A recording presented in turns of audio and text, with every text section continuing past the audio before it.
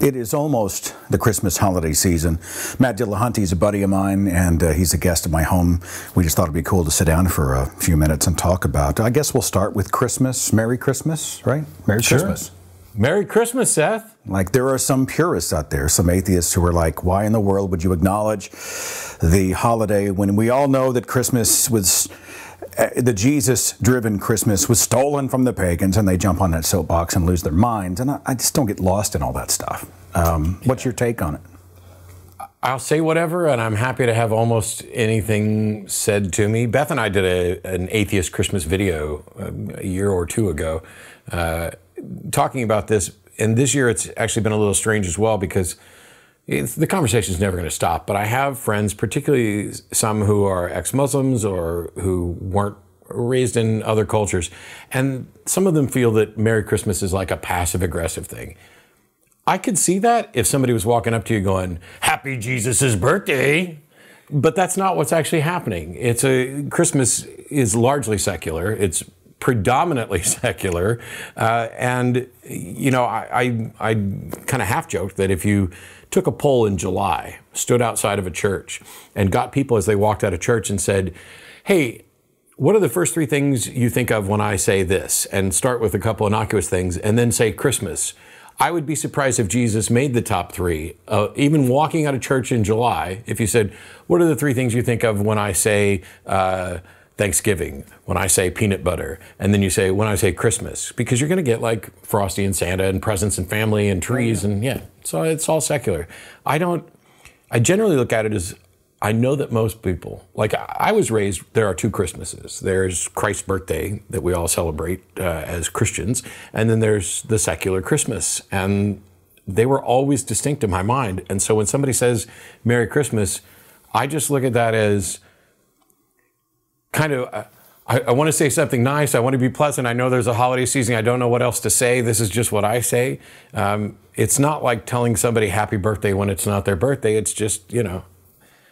The Christmas pageants were always a kick. Or my favorite, join us or drive by Church X on these dates through these dates for our live nativity featuring live animals. That always blew my mind. Like, we got a camel.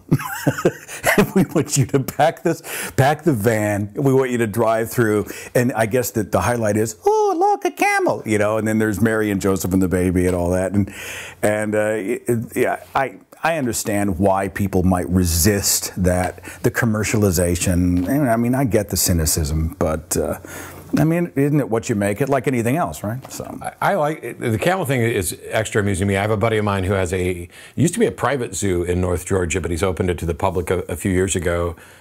He's got some great animals, but he does stuff like that. It's like, hey, I've got a camel, and over the holidays, I rent it out to, you know, churches to do their Christmas pageants and everything else. Like the camel sitting there going, "This is just a bunch of crap." I mean, come on. I really wish that, like in the traditional Easter story, there were like wolves and stuff, because he's got wolves. I'd love him to see so here's Jesus, and there's a camel, and then there's two wolves, and I'd be like, "Well, what's going on here?" They're licking their chops, you know, they're salivating at the baby. Yummy.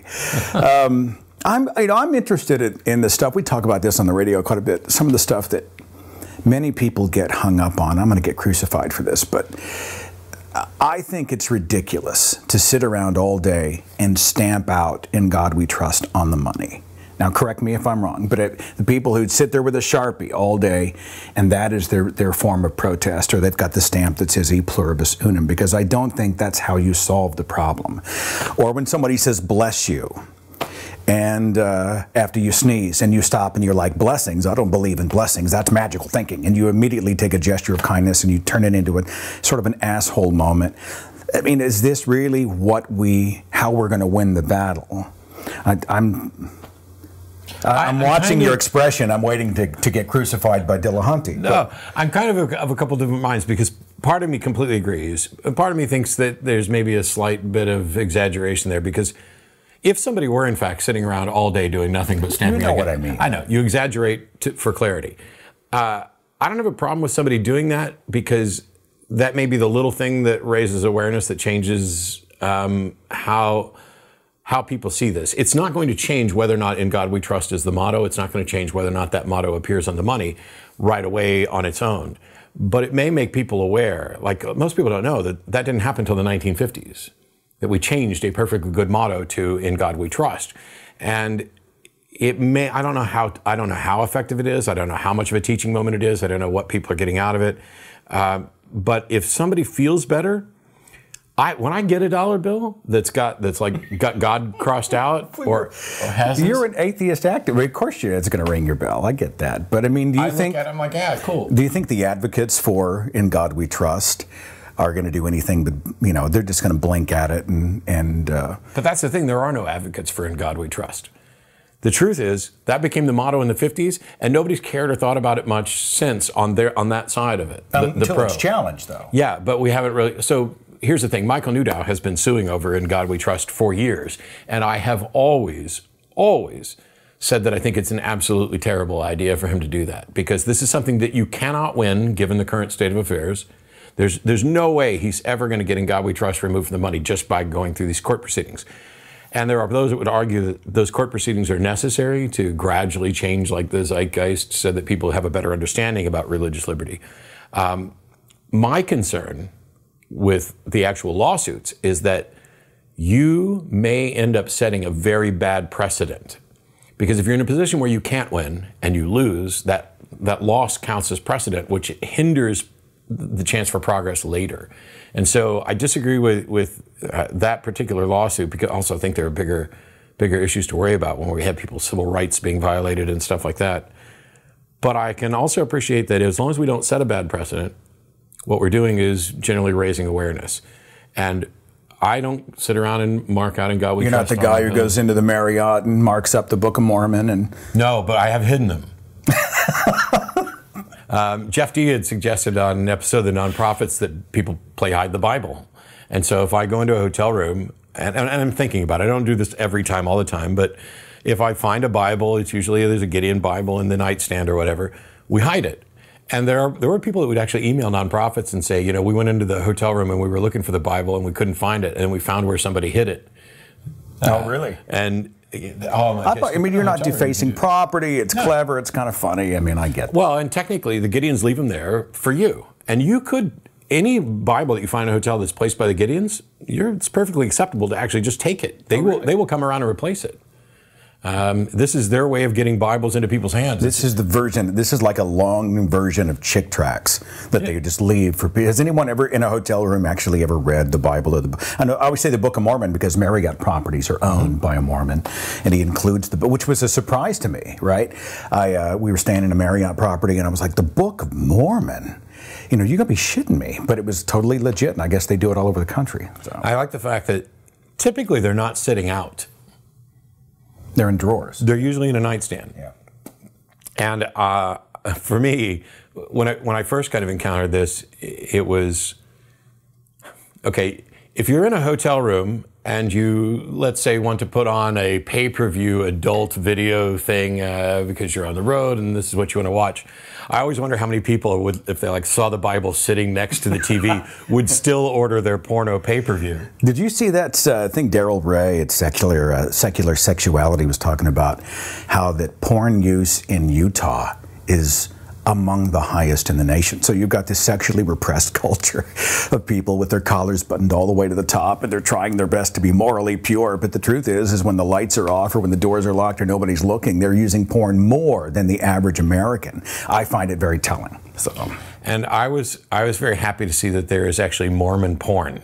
And by that, I don't mean that there were actually Mormons doing porn. I mean there are porn companies that are producing porn that kind of mocks Mormonism. So you've got the young girl in the Mormon underwear, the magical Mormon underwear. Oh, yeah. And they'll do like church service things or special baptisms.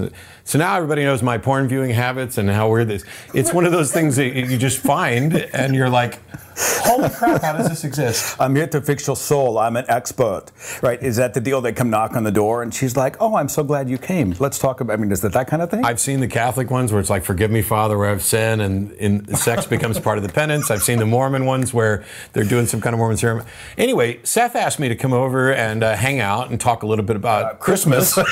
And it immediately, Alice Jennifer's going to sue us. Whatever, we sit down and talk, whether it's over sushi or just sitting on the couch or hanging out or whatever. It's just funny because the conversation just, you never know where it's going to drift. I first met Matt back in 2011. First time. Now, I knew of your work before, but I had first stepped out of the atheist closet in 2011. I'd actually hosted the Thinking Atheist anonymously or semi-anonymously because I was still extricating myself from a religious life, for lack of a better way of saying it. Yeah. And so, you know, I figure once I show my face and give my last name, cat's out of the bag. Will they find an excuse to fire me? Will my life change? Will my family shun me? I was just freaked out.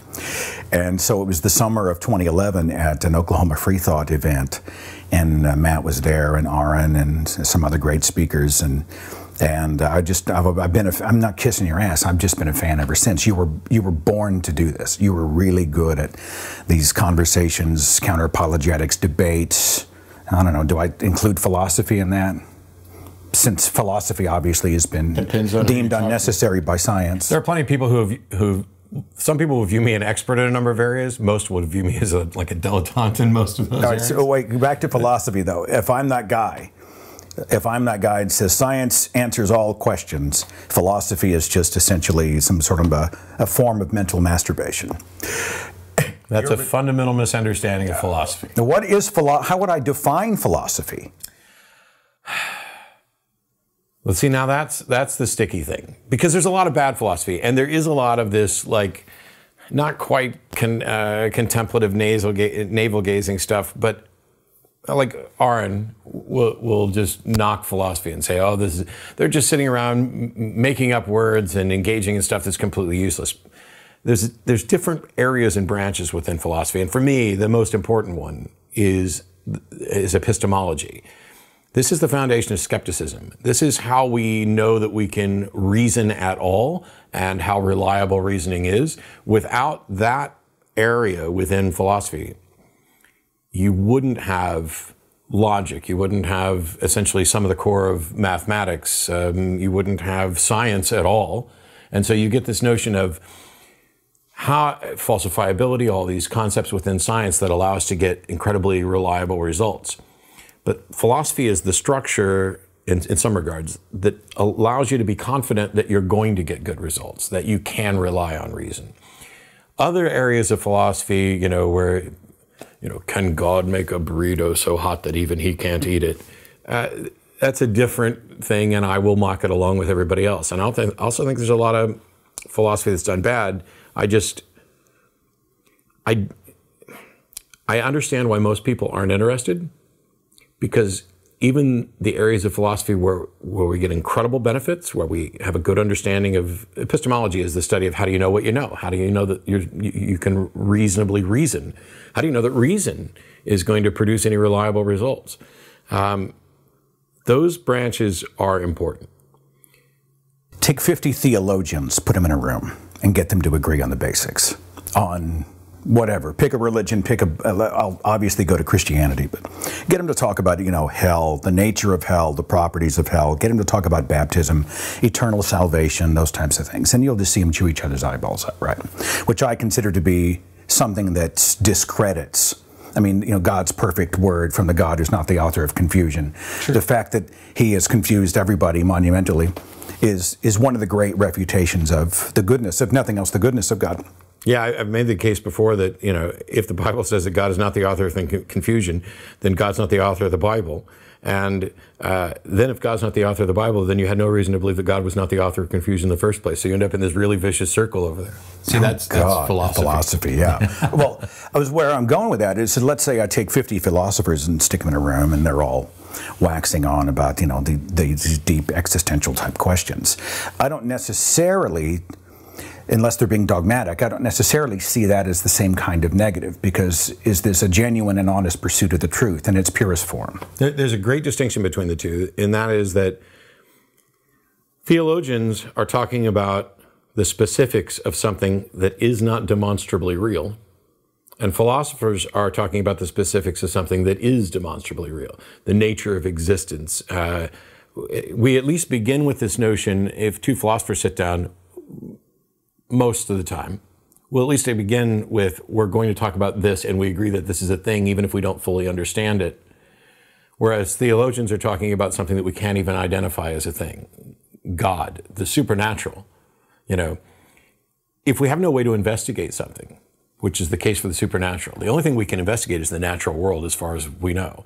And so if the supernatural doesn't manifest in a detectable way, that means God, ghosts, whatever, then what's actually happening is the believers are claiming to detect the undetectable.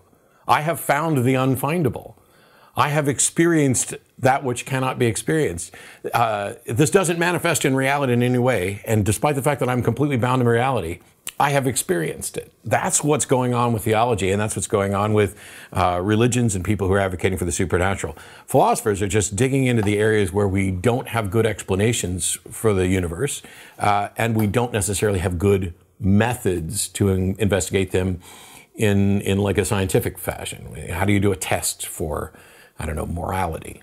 So if somebody's spinning a kind of, I call it philosophical word salad, like Jordan Peterson. I mean, some would consider him one of the great philosophers of our time. People keep telling me this. I've never met anybody who actually thinks he's a great philosopher. No? He's a psychologist. I know some of his fans might go down that route. Yeah, I'm talking about the fan base. And normally what happens is they'll say, what do you think about Jordan Peterson? And I'm like, well, the minute he gets into the metaphysical substrate and just spins himself off into oblivion, I'm just like, this guy he's not the source that we need to be speaking to.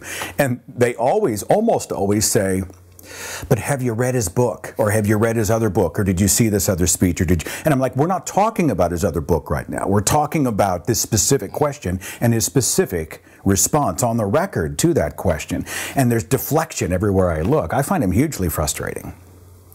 I keep asking fans, because they're constantly coming after me and being critical, because Jordan and I did an event in Toronto. I enjoyed it.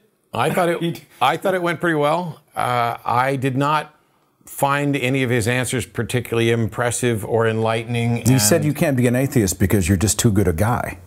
I mean, no, he said none of us are atheists. Yeah, because a real atheist would be a murderer. And you actually said, I think, forgive me for jumping in, but you said essentially you sound like Ray Comfort. I mean, it's kind of what you told him. You sound like freaking Ray Comfort. I don't know if he knows Ray Comfort, but it was a very Ray Comfort kind of answer. I tell you what, some of the fans will come up and say, well, have you read his books? No, I haven't. I still haven't. Hugo and Jake, though, from Bible Reloaded, are reading 12 Rules to Life and going chapter by chapter through it. I highly recommend, if you're interested in that, watch it. I think it's like an hour and a half video they're doing per chapter, where they're reading it, discussing it, pointing out what they agree with and what they don't, and all the things that Jordan apparently doesn't understand. But my problem with him is at a core level. There's no denying the guy is popular, that he's a popular speaker, that he is reaching people on some level. But when I ask fans, tell me something specific that Jordan has said that you find impressive or meaningful, I get nothing. It's all this abstract, fuzzy stuff. My big problem with him is that he willingly denies or rejects any useful notion of truth. And as soon as you do that, all discussion has to end. Because if you're thinking, his view of truth is, it's true if it's useful. It's true if it's beneficial to reality. By whose measuring stick? Exactly. Sam Harris took him to task on this a little bit, saying, if your wife is cheating on you, that's either true or not true, irrespective of whether or not it benefits reality or you or anything else. And I had looked at it, it's true or not true that I'm currently dying of cancer, whether or not that benefits me or not. And so this whole spin on it with his metaphorical substrate and constantly looking for broader meaning in narratives, there's nothing wrong with that until you're also in the position where you're denying truth. And so he's running around with his 12 rules of life saying, tell the truth or at least don't lie, when in fact he's been busted not telling the truth and lying in the very book, probably in the very chapter that he's talking about this. And it's a strange thing to watch, but I don't know if he and I'll ever do another event, and I didn't come here to trash him. I got nothing against him. I mean, I'd be happy to have dinner with the guy, and you would be eating. Well, he would be eating only meat, like a keto kind of thing, or it's a special diet. Oh wow, literally eats nothing but meat. No veggies, no nothing. Can just you meat. do that? Well, I mean, can you survive only on? We're going to find out, because it's like his daughter's thing, and he's doing it too, and I think maybe his wife. But the doctors have come out and said, this is a really bad idea. Wow. You should not be doing this. And I guess we'll find out. He'd fit in great in Oklahoma. You know, this is the state where everybody pretty much shoots their own food. Yeah. So he'd fit right in. Let's talk about truth. I don't want to get too thick, but if someone comes to us... Are you asking to talk about philosophy now? No, I want to talk about truth. I'm going to step out of the metaphysical substrate. Okay. When someone says, how do you know what you know? In other words, if you participate in a process of experimentation to see if 1 + 1 = 2, how do you know that you are conducting the experiment in a reality where those results are reliable? And it's this weird question about, I guess it's a spin on how do you know you're not a brain in a vat? How do you know that your entire reality is not a construct of your brain, blah, blah, blah. And so it's... I think at its core, a legitimate question. How do I know whenever someone shows me the fossil record or DNA evidence for evolution or those types of things? How do I know that the scientific method that's being used is rooted in an actual reality? You don't. You don't. Well, shit. It's incredibly frustrating. The thing is, we're all in that same boat. So there are a couple notions about truth that have puzzled people. One of them is that that truth requires absolute certainty.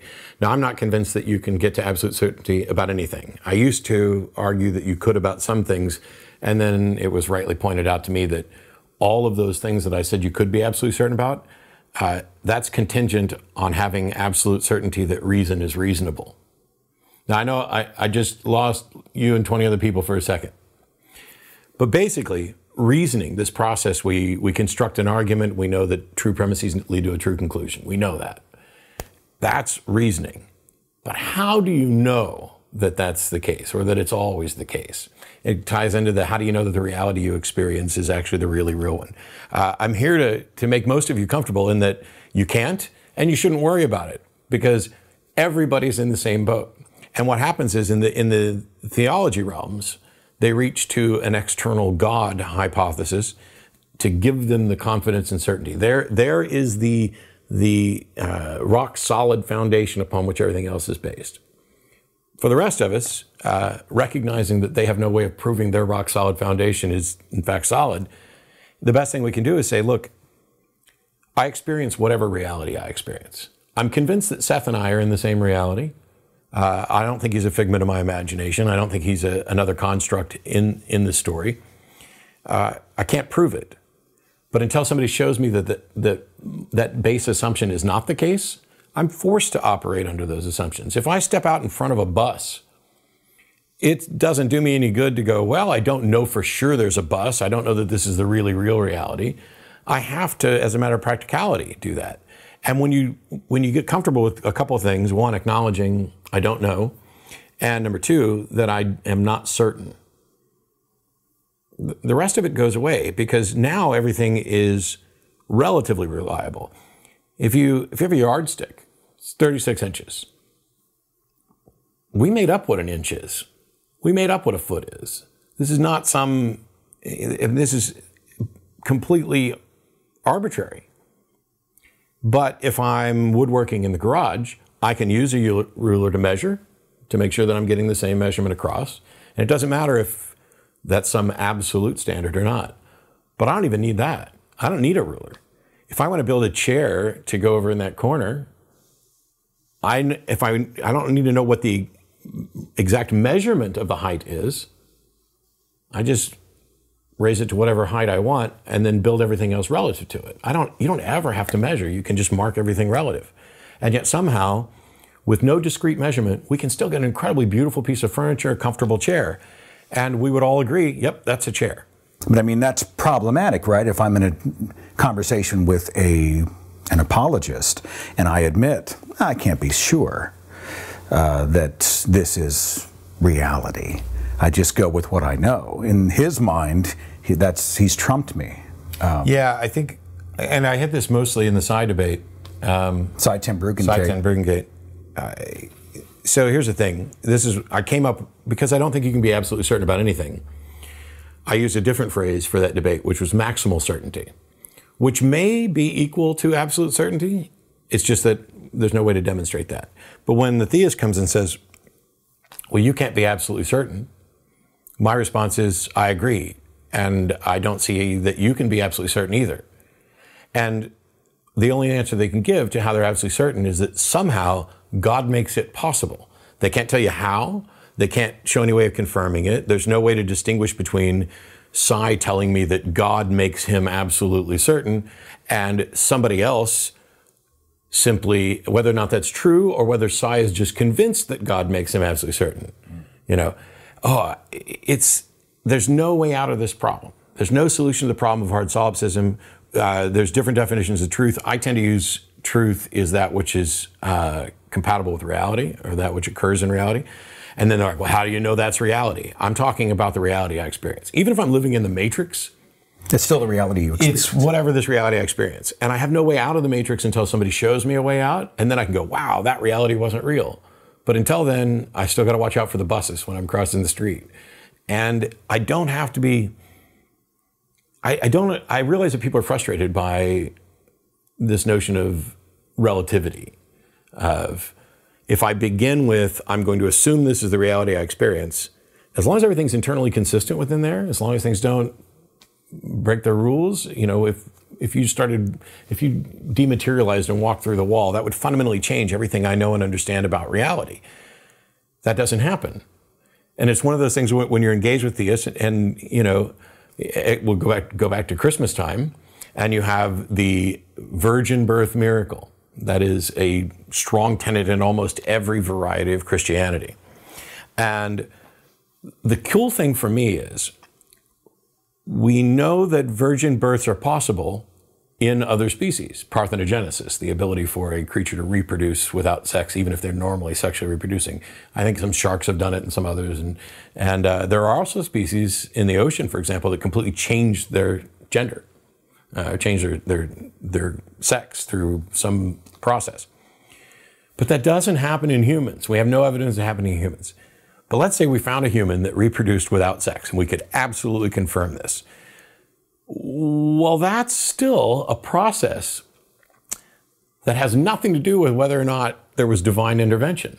At the end of the day, even demonstrating something that appears to us miraculous does not tell you how it occurred. So let's say there's a true story that Mary conceived a child without ever having sex. I'm not convinced any part of this story is remotely true, whether or not she existed or had a kid or whatever, but we'll go with that. That does not lead us to the inevitable conclusion that therefore God magically impregnated this. And that whole explanation is something we see over and over again. Whenever we don't understand something, someone will stick a God in there. And, oh, we don't understand how somebody could be pregnant never having had sex. It must be a miracle. Or a lie. Yeah, I get it. Have you seen that meme where it shows Mary and she's got the pregnancy test and she's like, shit, you know. Got to make something up. Yeah. Quick. Do you think mockery in that way has utility out there? You know, some people are like, why must you mock religions? I find in my own activism that, not on the one-on-ones, but I mean, in the larger spectrum, the bigger picture, I think it's healthy for these sacred cows to be sort of roasted over the open flame, right? Yeah, I've always said that mockery is one of many tools. Ridicule goes along with it. And I've said frequently that ridiculous ideas are deserving of ridicule by definition, but people aren't. And the problem is that even if you're very careful, making sure that what I'm ridiculing is an idea and not the person who believes that idea, there's still people who are going to take offense. They're going to borrow the offense and decide that you've attacked them personally, though. And my favorite is, you know, okay, if somebody's offended because I ridiculed the God concept that they believe in, I can still have a conversation with them about that. I can say, you know, okay, I wasn't intending to offend you. I find the idea ridiculous, and I pointed out why. But if you're offended on behalf of your God, what is it you think of your God? How weak is your God that he needs you to be offended and try to defend him on his, why can't God come and tell me that he's offended, that I have objections to this ridiculous process? Now, on the show, on the Atheist Experience show, I never start with ridicule, or I try to never start with ridicule, because there's a conversation there, and I want to figure out where this person is, because the whole process is, I'm not necessarily going after the person on the phone to change their mind. I'm open to having my mind changed. It's about the audience watching who shares those beliefs. And I feel that there's a benefit to some degree of ridicule, because the person who's at home, not on the phone, who has those beliefs, feels the anxiety of seeing the person who agrees with them kind of having their ideas roasted. So they get this discomfort, but they don't have the protective mechanism of actually being on the phone at the time. The person who's on the phone at the time is more than likely going to double down or ignore or tune out, anything to maintain that. Yeah, the spectator's still in a relatively safe space. Yeah, right? And that gives them the safety to say, hang on, I believe what that guy believes, and for pretty much the same reasons, and they just had all their reasons exposed as flawed. Now, my hope is that when that happens, some of them are going to go out and say, I need better reasons. I need a better understanding of this. I need to understand, let me go out and show why that atheist guy on the TV show is wrong. I know people do this because they will email me. You did it. Yeah. But there are people who will email and say, I used to think you were an asshole. I called into the show. Yeah, it's true. I called into the show and used to argue with you, and then I stopped calling, but I kept listening, and then I took notes, and my whole goal was to show how you were wrong, and now I'm an atheist. And I'm like, cool. I appreciate that more than something that happened at a debate I did in Dallas, where a guy came up to me and said, hey, I walked in here as a sincere, believing fundamentalist Christian, and I'm leaving as an atheist, so thanks. And I stopped him. I was I had to pack up equipment, so we didn't get to talk much. I wanted to talk to that guy more than almost anybody. Because is that a play on sort of an authority thing? Like, I'm terrified that this guy had bad reasons when he walked in and left with bad reasons too. Because I would be very surprised that somebody would sit down and over the course of a 2 or 2.5 hour discussion between two people fundamentally change their mind. Taking your word for it only without doing his own homework. Yeah, it seemed, now what was the case with this guy is that he'd been doing some studying, and I was kind of more of the straw that broke the camel's back than, or what I said was the straw. I wasn't a straw. I'm irrelevant. No, I mean, I think that it happened to me. I was watching a debate video, Christopher Hitchens, right? A guy I was predisposed to have a disagreement with, but I was interested in. And when the guy you disagree with makes sense, it's a weird place to be. But it's also, it's terrifying, it's exciting, it lit the fire under me to kind of do my own digging, and lo and behold, I'm an atheist now. Go figure. And there's nothing new about it, too. Actually, one of my favorite anecdotes comes from Benjamin Franklin. He was explaining how he came to be a deist. And I'm going to paraphrase the quote, but essentially it was, some books on deism came into my hands, and the books were intending to expose the problems with deism. And upon reading those books, I found the arguments for deism more compelling than the arguments against deism. And so, deism being, I think Dawkins calls deism sexed up atheism, or maybe that's pantheism. But it's this notion of, we don't believe in a personal God, we believe in some God, some first start or whatever. And so it was basically theists writing to say, no, this deism stuff is not good. You can't go down this road with, some non-personal, non-interventionist God. And Ben Franklin was evidently like, your arguments against this are so bad that I'm now a deist. I want to come back to something in just a second. I'm going to put a mental placeholder here. But I'm sure you've heard and probably told the story of the Jefferson Bible, right?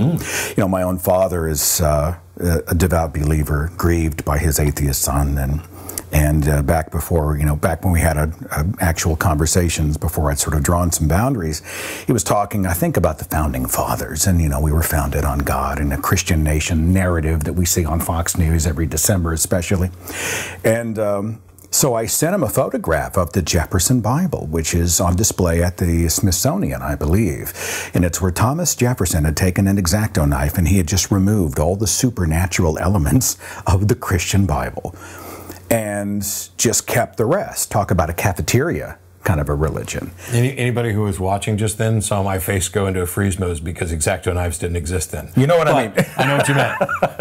He used an X-Acto quill. I don't know what he used, but he sliced them all out, okay? Yeah. And all the supernatural references. I sent my father, I'm like, by the way, Thomas Jefferson removed the supernatural from the equation, at least in regard to Christianity. And it was, his response was, a Christian nation, God is love. It was just a kind of a parroted thing that we often hear when people are confronted with refuting arguments. Let me come back to atheist, agnostic. I don't get too tripped up on labels, but labels can be useful, right? I mean, labels help to define what we are. Everything is a label. You cannot communicate without labels. So I see online, I was having a spirited discussion, usually with a wink online, with one of the hosts of Non Sequitur, I think. Yes, you and I were both, until I blocked him. I actually had this identical conversation in Dallas yesterday, and they're trying to set up a thing where me and Steve are on the same show to talk about. And I got nothing against it. It was good for him. But he is, I'm like, if you're agnostic, you're an atheist. And he's like, no, actually, that's not true. And I'm like, if you do not know, you do not believe, therefore you are an atheist. And there was, that thread went on for freaking days. In regard to agnosticism, too, I'll also hear that agnostics are atheists that are just too cowardly to admit it, which I think is a terrible thing to say. I don't think that's accurate. Terrible. Yeah, I agree. That's awful. But do you get into the atheist agnostic? Nope. Well, I will on occasion. I did a video on this whole labeling issue where my ultimate conclusion was, I really don't care what you call yourself. I'm more concerned, and this is what irritated me about what Steve McRae did. If you tell other people they're using the label wrong, that's a problem because that's prescriptive. That is, words have intended prescriptive meanings or usages. And I think words have usages, not meaning, and I prefer a descriptive look at this and say, okay, you're using the word atheist in this context, somebody else is using it in this context, and if I'm going to have a conversation with the people in this group, I cannot say that they're using the label wrong because of this other group. Well, to a degree. I mean, words in the common sense do have a definition that we rely on, right? Well, they have the common usage, and the usage can change. When I say, man, Seth, you are bad, that means good, not bad. That's the exact opposite of what the word meant. When you look at words like strong and faggot, what's that mean? Well, it used to mean a bundle of sticks, and it had other usages before then, but then it became a slur for homosexuals. And in the UK, a fag is just a cigarette because it comes from that bundle of sticks tradition. So we change. Language is our thing to play with. And the only thing that matters is, if I'm having a conversation with somebody, are we using the words in the same way? And this is where the big mistake comes in, because quite honestly, I'm becoming more and more convinced that we're not. And I was supposed to do an event with Steven Pinker a week or so ago, but it got canceled. And this was one of the things that I hope to talk to him about, because not only is he brilliant, but he's a linguist. Yeah, linguist, yeah. Doing this stuff on language is important, because how do we learn? Like, how did you learn English? Yeah, we took English classes in school, but that's not how we learned English. Yeah, surrounded by it. You're smothered by people around you. And so that means we learned all the foundations entirely through inference and trying to understand context. Now, what if your family spoke English and had a particularly esoteric usage for a couple of terms? You know, your understanding of what those terms meant is going to be entirely based on what the family is. And if you run around telling everybody else that they're wrong right off the bat, you are just trying to impose this thing. If instead you say, wow, that's not what my understanding was, or I use it this way, or this entire group of people use it this way, hopefully you can move the conversation forward. At the end of the day, though, Steve McRae is pointing out a problem with the atheist label that is an actual problem. What's the problem? Are we back to the I know there is no God? You're labeling an absent, there's an inequality between theism being a positive belief for something and atheism. They want it to be a positive disbelief in something. I absolutely know there is no God. Well, it's not even absolutely no. It's not. Knowledge is a subset of belief. So theism is I believe there's a God, and they want atheism to be I believe there is no God. And most people are using it in a different sense, which is the direct negation of this. I do believe there is a God. I do not believe there is a God, and that makes it. There's no middle ground. I mean, I'll use the word, like, I can say I know there is no benevolent God because there is no benevolence, divine benevolence, right? But I mean, I can say I don't believe in God in any sense because I haven't seen any reason to hold such a belief. Yeah, I've actually started changing my language a little bit when I talk about this and say, I switched. For me, you believe something if you are convinced it's true, but people don't quite grasp that. So instead of even saying believe, sometimes I will just say a theist is someone who is convinced there is a God, and an atheist is someone who is not convinced that there's a God. And that's distinct from someone who is convinced there's not a God. And I make that distinction because as soon as you're convinced there's not a God, if you're trying to convince somebody else of that, you have a burden of proof. But there's no burden of proof for not being convinced of somebody's claim. If somebody says, hey, I can move things with my mind, and I say I'm not convinced, it would be ridiculous for them to say, well, prove that I can't. Do you get hung up on the word believe if someone comes up and says, I believe in evolution? Do you take their larger meaning that they accept the evidence for evolution? Or do you do you reject the word believe in that context? I never reject the word believe. Not only do I accept it when somebody says, I believe evolution, I think that's the most accurate description. They are convinced that evolution is real, or they are convinced that a particular model of evolution is accurate. There are people who are terrified of this word believe. Well, they're afraid it's an equivalent of faith language. Yes, because they think if I say I believe something, what I really want is to say I know something, and knowledge is something grander than belief. But the truth is, knowledge is a subset of belief. Here's all the things that I believe, and some of them I also know. But we don't wait till we have knowledge to act. Knowledge doesn't require certainty. Knowledge is basically an expression of a confidence level. I believe that I really, really, really believe this is what it means when you say, I know this. It's a bit more than that because what you're saying is, I believe this, I think there are good reasons, I believe it fairly strongly, but I have no problem with somebody saying I believe something because we do. It's just a fact. We are convinced of all sorts of things, and we don't wait until we have knowledge to act. You don't sit around going, I think this is probably the case, but I'm going to wait until I have knowledge. You just don't. And we're confused. And knowledge is harder to define than what belief is. Knowledge is that in philosophy, this is where the argument comes in. What is knowledge? Yeah. How do you know it? One of the most common philosophical definitions is knowledge is justified true belief. Now, there's problems with that definition. I'm trying to define each individual word. Yes. All right. Justified true belief. And belief is I'm convinced of something, and it happens to be true, and I am justified in that it's true. Because if you have a $100 bill in your right front pocket right now, and I believe that, I have a belief that Seth has a $100 bill in his pocket, it happens to be true. But what if I have no good reason for that? What if I'm just guessing? What if I'm just, what if I've been misled by bad information? Like, for example, somebody told me you have a $100 bill in your wallet, and they had no reason. So now I'm just taking it on authority. So does it count as knowledge then? And generally speaking, philosophers would say that doesn't count as knowledge. That knowledge is something where you have to have a rational justification for it. The problem is you can't get rid of the true part either, because a justified belief could still be false. And this is the part that tends to throw people. Yeah. Because I could have really good reasons to believe that my significant other is not having an affair. I've witnessed their actions for ages. I have no evidence for it. There's not evidence where I would expect it.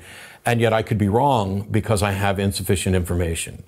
The better example is the notion that the sun went around the earth. At the time, that was a perfectly reasonable conclusion because it was what you could directly observe, that the sun moved across the sky. It turns out that's wrong. That's not what happens. The earth spins on its axis, and that's what makes the sun appear to go around the earth. And in fact, the earth goes around the sun, which was even more counterintuitive. But you could have a belief, and it could have been justified, and it turned out to not be true. And that's why they tend to define knowledge as justified true belief. There are other problems with that definition. The biggest one being, what is truth? Back to what we were discussing before. And how do you know that it's truth? Because it may be the case that we have no access to ultimate truth. And so the ultimate truth may be that there is no sun, there is no earth, I'm in a brain in a vat. And so all I can talk about is a relative truth. And now we're stuck with, well, you have to let it go through your senses. You know, how reliable are your senses? Your senses get fooled all the time. We have optical illusions, auditory hallucinations, all kinds. How do you know how reliable your senses are? And getting back to the question you asked, 10, 15 minutes ago, and that is independent confirmation. I'll never be able to prove that Seth actually exists in the same reality that I do and that he's not a figment of my imagination. But if I ask him, hey, is that camera focused? And he says, yes, I've got independent confirmation. We can exploit that.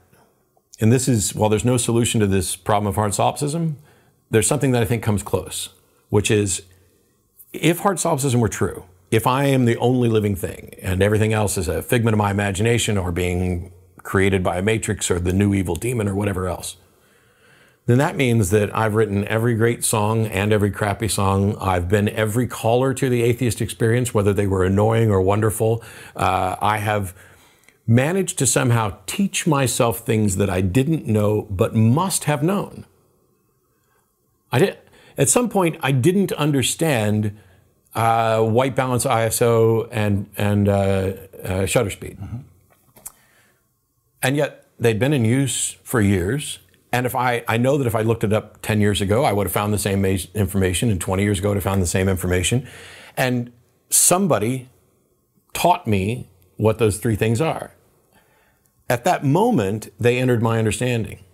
But if hard solipsism were true, then in reality, they were always true, and I was just hiding it from myself until I chose to relieve it, or the matrix was hiding it from me. Jesus Christ. This is why people don't like philosophy. This is, I feel drool coming out of the side of my mouth. Last thing, and I guess we'll wrap it up. Moving into 2019. Are we looking at President Pence? You've been following all this insanity out there? Hey, Matt, come over. We'll talk about Christmas. Last thing, do you think we're going to get President Pence? And this is a challenge because, you and I I've been activisting for 10 years. You've been at it much longer. I am glad to talk about my atheism. I'm glad to challenge religious claims. Yeah. But I am also more and more wanting to speak about humanism, the human condition, and that means we have to talk about things like the political system, culture, human rights, and this is immediately when somebody knee-jerks themselves into a tailspin and checks out and screams SJW and whatever invective they want to. And I'm like, look, if my lack of superstition or rejection of superstition does not inform a rooting of myself in the rational world, realizing that we only have each other to solve each other's problems. And if I'm not willing to do something actionable out of that, what good am I? I'm not saying everybody has to be an activist, but in my own life, I'm an atheist, but I really want to be about humanism. You can't be a humanist, especially a humanist activist, and not talk about the assault on science, reason, human rights that is the Trump administration, which is why, to the chagrin of many, I continue to bring it up on the show. Do you have people come after you and say, why the fuck won't you stop talking politics? And how do you respond? There have always been people who objected to that. Now, I'll continue hosting the Atheist Experience just about as long as I can, and I'm always going to be, until somebody convinces me there's a God, I'll still be an atheist and I'll still talk about atheism. But in the last year or so, I've spent a lot more time focused on skepticism and humanism, partly because they're more important. Skepticism is what gets me to atheism, and humanism is what makes sure that I'm a decent human, absent a belief in a God. And because of that, we've talked about politics a lot on the show, and I don't do it as much on the Atheist Debates videos, but I'm happy to talk about it when I can. To the question of, are we going to get President Pence? I just threw it out just to debate you. Yeah, no, it's good bait though, because I don't know enough about the law or the process, because if it turns out that what happened was that Trump is actually an illegitimate president, then that would have to apply to Pence as well, because Trump was the elected, but the ticket was Trump-Pence. Yeah. And so, given how narrow the election was, I mean, he lost the popular vote. Given what we're finding out about campaign finance violations that clearly, just at a face value, are obviously problems. Yeah, conflict of interest with Russia and real estate. The guy's a criminal, and now it's just, we're probably not indicting him yet because he's the president. So this is already far greater than Watergate. And Nixon resigned. Somebody the other day said that if Fox News had been around, Nixon would not have resigned and would not have been impeached. And I think that may be relatively accurate. Yeah. But I wonder how, like, if Trump resigned tomorrow in the face of impeachment, Pence becomes president. So yes, in that case, we would definitely get Pence as a president. Pence would almost certainly pardon him.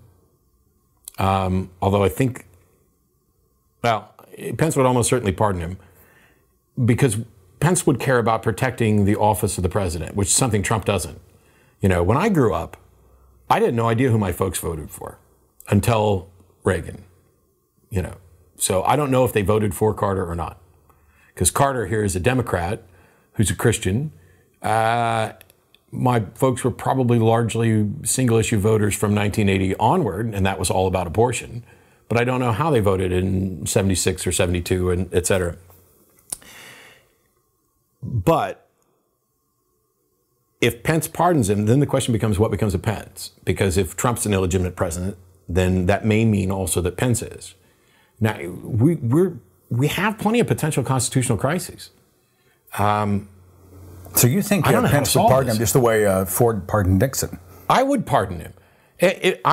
Don't be wrong.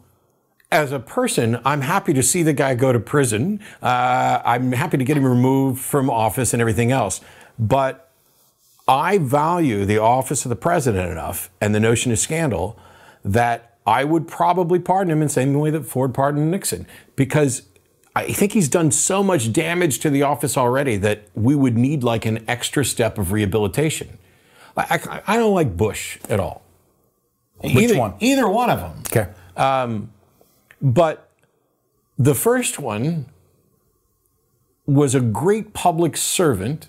He had terrible politics and everything, but he was clearly a great public servant. He was somewhat self-effacing. He was, CIA director and all these other things. He did a lot. He recently died, and so that's what reminds me.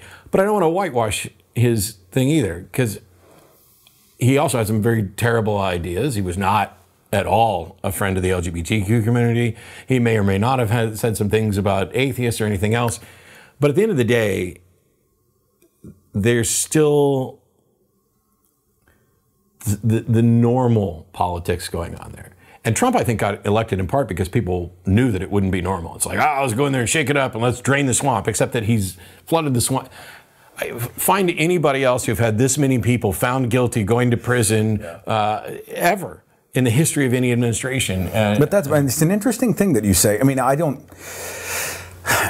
understand what you're saying. I mean, to stop the bleeding from a leadership level and the essentially the point position of the United States of America, you say the damage is done, just get him out of Dodge. Yes, I want him to disappear. Okay. And so I would have conditions for pardoning Trump, and I don't think he would meet them, which means I probably wouldn't. Well, hubris alone dictates he'd probably fight you to the end. But. Yeah. A condition for my pardon would have been essentially that you go the fuck away and nobody ever hears from you again.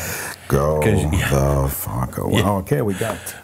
And I don't think he would actually meet that. So in reality, I probably would not end up pardoning. I know there would be a lot of pressure to do it. So you're thinking big picture, let's remove him and let's stop talking about him as much. Yes. And focus on chapter 2.0 or whatever, 4. Well, so I served in the military for 8.5 years. And so I have a different perspective on the military than some people do.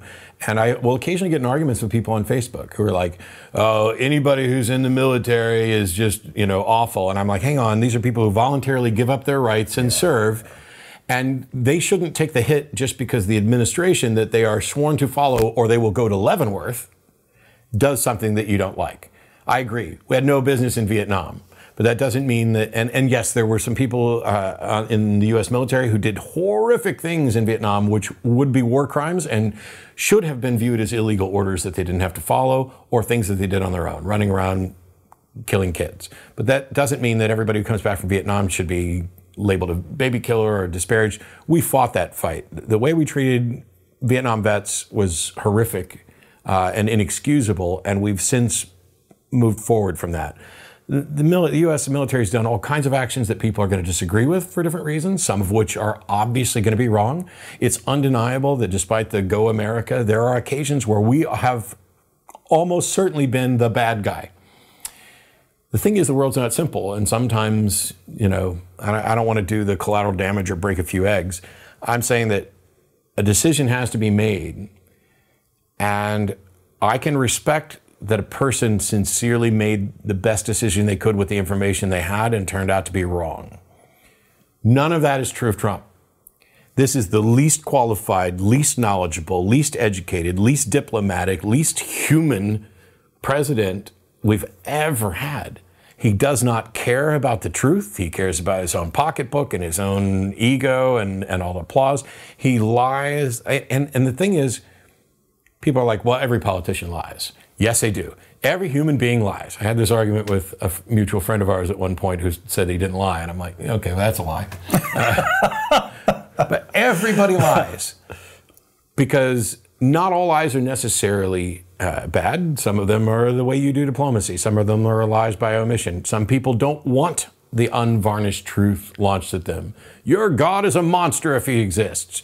That can be useful, but I'm more frustrated by the people who are like, well, you know, we can all just believe different things and it's not a big deal. But in Trump, we have somebody who doesn't care about the truth. This is how you get accusations of fake news left and right. Fox News has more viewers than CNN and MSNBC combined. It's the most watched news network, period. And if their news has a particular pro-Trump spin or does not actually work to accurately represent the truth, then that's what the majority of people are going to get. And the truth is, you know, I have family members, I'm sure they only watch Fox News. And I want to find a way to convince them that they don't have a reliable source. Because the problem isn't that they're evil or that they have bad goals. It's that they've been misled about many things. They've been misled about homosexuality and abortion and countless other things by religious doctrines. They've been misled about what should be a good source by religious doctrines in many cases, and they've just fallen for a different source. I don't know what the answer is. I just know that being quiet about it probably isn't going to help. And so that's why, you know, I don't get too many complaints about stop being so political. What we did get was a lot of, you guys are way too gay for us. When we talk about same-sex marriage and stuff, it's like, I used to like your show, but now it's all about social justice issues and how gay everybody is. And I was like, yeah, isn't it awesome? Hey, Matt, you're just an SJW cuck. Well, not a cuck, but SJW, sure. I am a somewhat of a warrior for social justice. You can toss it around like a pejorative, like you did for liberal or whatever else. But that doesn't mean that I don't think there's plenty of people who also identify as SJWs who are just, you know, hyperbolic, reactionary, overly sensitive people. But that's true on both sides. You'll also find people who are actual social justice or SJWs or whatever, and they'll look at you and they think that you're far too... Oh, yeah. Yeah, so you're not going to please everybody. I have people on the right say I'm way out on the left, people on the left say I'm way out on the right. Yeah. People in the center, I don't think they know what to do with me. After a while, I just think some people just want to bitch and moan. So, and you know, it's easy to throw stones. I mean, an honest criticism. If someone says, you know, you are wrong about this, yes, I buy that. If someone comes after me and says you are a shill for feminists, feminist X, and they define feminist by the most extreme example of someone who embraces. You're a man-hating. Yeah, and SJW, cuck, whatever, you know, those types of things, the ad hominems, I just think I've just now removed yourself from the equation removed yourself from any sort of reasonable conversation. Yeah, you're not here to discuss ideas. I mentioned this yesterday when we were talking about Steve McRae, because I blocked him on Twitter. You really did block him? I blocked him on Twitter and on Facebook, but for two different reasons. And actually, for two independent reasons that tie to one. And one of them is, I don't have any interest in having lengthy discussions and conversations on Twitter. I think it's an awful format to do it. And so if it's very clear that it's just going to keep going round and round or back and forth and it's no longer a productive use of my time, and yet someone continues to tag me for days so that every time I log in, here's a flood of new things, I will get to a point where for my own sanity, I will block them, because this has nothing to do with them. It has to do with the fact that when I see those kinds of conversations, I'm driven to engage, and it becomes a waste of time for me, and a waste of time that I almost can't avoid unless I do the block. Now, I don't block people just because they disagree with me. This is just about managing my time. And on Facebook, it was also about managing my time, but it was because I went over to his page and he had this post that was, I'll paraphrase, I have lots of conversations with people and a lot of them disagree. Here are some of the occupations of the people who disagree with me. Disc jockey, Walmart worker. Here are some of the occupations of the people who agree with me. PhD. Biochemist, blah, blah, blah. And then at the bottom it was, I'm not making an argument from authority. Yes, you are. If I posted that, I'd have been raked over the coals. How dare you? Plus, it's even worse because the people that he posted who agree with him, a biochemist has no expertise in epistemology.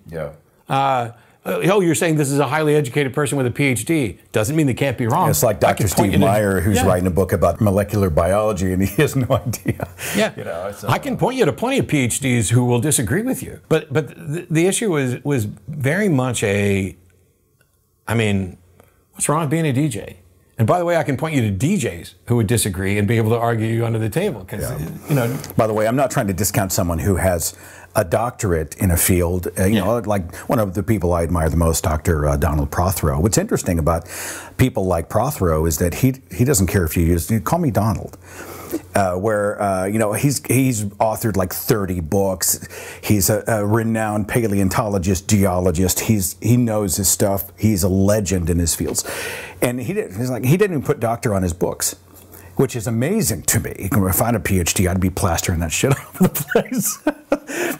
The second someone gives me an honorable PhD, that shit is on everything. Dr. Matt.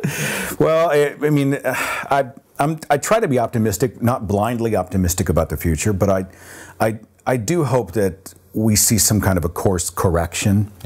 And I think if it happens, it's going to have to happen with humanists fully engaged, and that means engaged culturally against the theocrats and politically. Sometimes there's overlap there. Well, just given what's happened in the last couple of weeks regarding Trump, with Cohen being sentenced and Manafort coming up and Michael Flynn and all this other stuff, what do you think is most likely to happen, let's say, in the next 6 months? What do I think is going to happen? I don't know. I'm so stunned by, I never thought we'd get this far. I do think there will be not a removal, but an impeachment, or an impeachment process put into place. I theorize that he won't finish the term,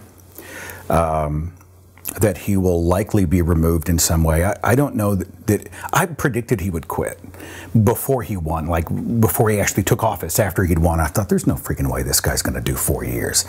He's going to make up an excuse about the people who've ruined his life and come after him in the unfair media, and he's going to stomp off into the distance and go back and do his own thing. That was a prediction that has turned is completely wrong. Like, it has not remotely happened. If all you have to do though is lie and tweet. He was doing that before. He just doubles and triples and quadruples down. So, he's not leaving. So I think, there will be an impeachment, and I don't think he'll finish the 4 years. 2020 comes around, I have no idea. I don't want Hillary to run. I don't either, and I voted for her, and I like her. And if she does run, unless there's another candidate in the primary. Like, I voted for Bernie in the primary. You got Beto O'Rourke down there in Texas. I kind of like the guy. I like him. Like I said, I voted for Bernie in the primary, and I voted for Hillary in the general because that was the right thing to do. And it was funny to me because of the two, we had the least qualified versus potentially one of the most qualified. Secretary of State, former senator, former first lady. And, there was all this, lock her up, Benghazi, everything. Hey, you don't want to elect Hillary, or we'll spend her entire term dealing with lawsuits and her criminal activities, when 6 different investigations bore out nothing, and yet here we are a couple of years into Trump's, and how many indictments have there been? How many guilty guilty pleas? And hey, I'm gonna agree to work with you guys. And I don't know enough about what the Mueller investigation knows and what it'll show to really conclude much. There's a part of me that wants to say he'll never resign or quit, unless it's like for health reasons, because I think his ego's too big to take that hit. On the other hand, if the right actually came after him and there was talk of impeachment, maybe he would. What's it going to take?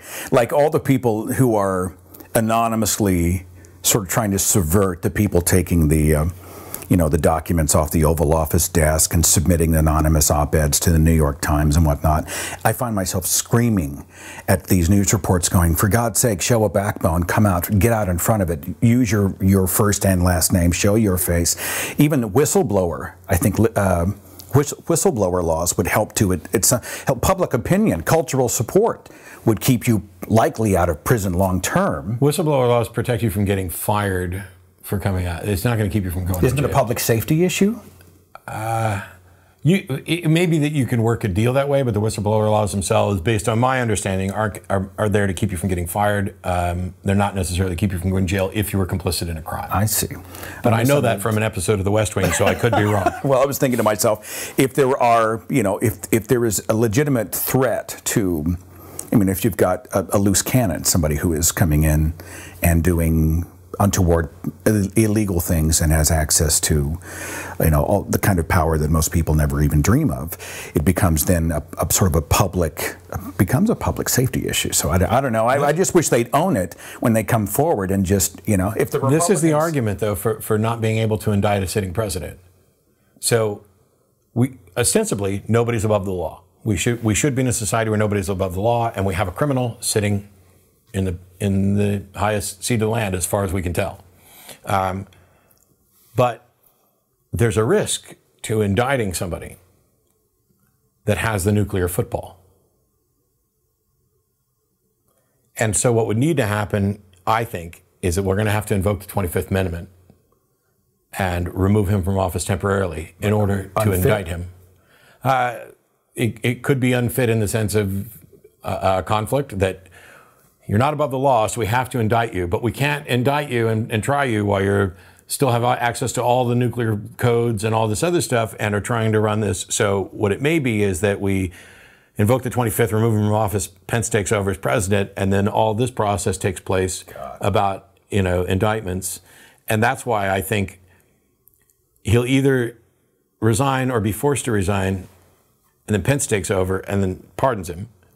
And then the rest of the term will be dealt with, why should President Pence be there when he was just as illegitimate as Trump, who's on that same ticket? I meant for this question to be kind of a postscript. Yeah, and it turned into a whole it's like we could do a whole show on it. So, and neither one of us, by the way, know a damn thing about. We're in your boat. We've been assessing information. We're most people. Yeah, I'm probably going to be wrong about a great deal of things that I'm guessing. Ultimately, if I'd welcome knowledge correction, whether it's the whistleblower laws in place and all that stuff. Whatever somebody knows, let us know. But I think at the end of the day, I do take encouragement by knowing that there are many good. The cynics out there, I think, have surrendered to all people suck. It's all bad. You lost me at all. Old people suck. Millennials suck. Boomers suck. I refuse to surrender. Not blind optimism, but I do have optimism that there are good people out there who are working diligently and feverishly to try to restore good, to try to see good win the day, and we should all be part of that. And so, I don't think it's trying to look through rose-colored glasses to acknowledge that good people exist, and we may yet be able to turn the tide. So let me ask you this, to get it back to the topic that we're supposed to start with. What do you want for Christmas? I'm the worst guy to shop for. My wife will tell me, because if I want it, I'll just kind of go get it, and it's usually audio and video gear. So she has no idea what to buy. She's like, you want a mixer? You know, what kind of mixer? And, you know, the minute we get in, I might as well go buy. I'll just go get it, honey. I'm good. Honestly, for me, it's become like, I read an article years ago that said that the people who accumulate experiences are happier than the people who spend all their time accumulating stuff. Yeah. No, I've got my toy. I got stuff, you know. I'm typical. I've got my little toys and accoutrements, but I have been more about, and this sounds so cliche, and you're going to laugh at me, but honestly, being able to be in my home, which is a religion-free, conflict-free, safe pod with me and Natalie and the kids, where we get to do Christmas together on our terms, and we get to watch the grandkid open his gifts, and we get to just kind of hang out and take phone photographs, and we got Bing Crosby in the background, and you know, we got homemade food. I'm just saying. I mean, that to me. Bing. Does that mean I'm getting older? Probably. Yeah. Well, you and I are in similar boats because I have a lot of stuff. I have too much stuff, actually, for somebody in my current living situation. But I have a number of things I collect. I have a number of musical instruments. I have a massive collection of magic stuff. I'm constantly looking for that stuff. I have my video games and my big TV and, you know, all that stuff. And I've got my truck. And I don't think about Christmas in terms of things anymore. I am incredibly disappointed that I may not be able to do as much for other people as I have in the past. You know, when financial situations change, you know, you go from that. What I want for Christmas?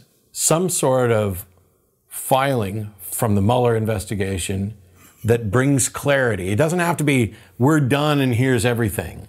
But I would like for everybody to wake up on Christmas morning with, in a shocking turn of events today, Robert Mueller filed this paperwork in court, and here are the salient details. And instead of referring to him as individual one, it actually says Donald J. Trump, you know, with a little bit more details, because the whole Russian thing is a mess. And I have never, ever been convinced that Donald Trump knowingly, actively colluded with Russia to win the election.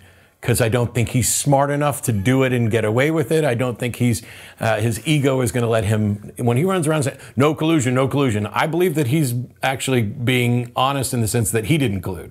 Whether or not other people colluded on his behalf, where there are entanglements, those are big deals. And I don't know what I'd take that gift. Maybe we could make it a shared gift. You just, you know, however you celebrate, though, I hope it's a good year for you. I hope you continue to do what you do. I hope Atheist Debates and all that with the Atheist Experience, it will continue, right? I'm going to do my, that'll keep going. I mean, I know you're doing a lot more magic these days, but... Well, and I'm going to be making some changes in 2019 because I'm no longer working with Pangburn. He's gone bankrupt and dealing with issues, and so I'll be booking my own events, which...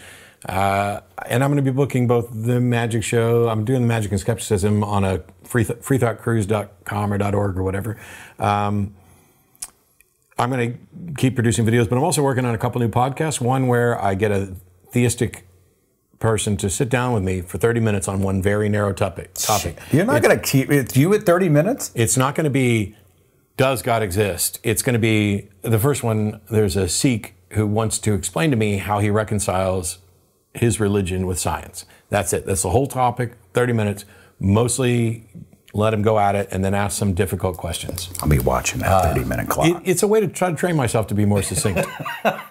We're also going to be doing like a mailbag show with the Atheist Experience where we offer clarifications and corrections based on your feedback. But my favorite thing that I'm going to do this year for Christmas, and not to slight you, because if I wasn't doing this other thing, this would have been my favorite thing, to come out and hang out with you guys.